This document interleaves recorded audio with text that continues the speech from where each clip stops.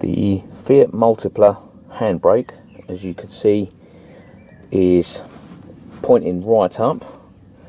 To adjust it, it's actually a very simple job.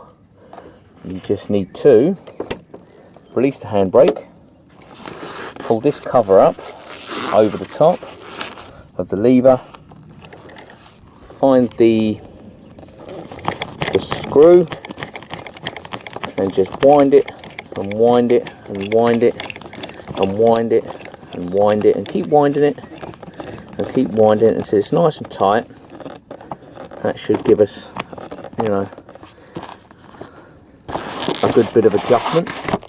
Put the cover back, pull the handbrake up, a couple of clicks, and there you go.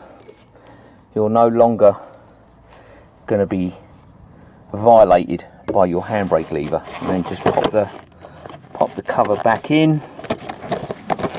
However it goes, any old how, nobody cares, as long as it's kind of in there somehow. That's all you need.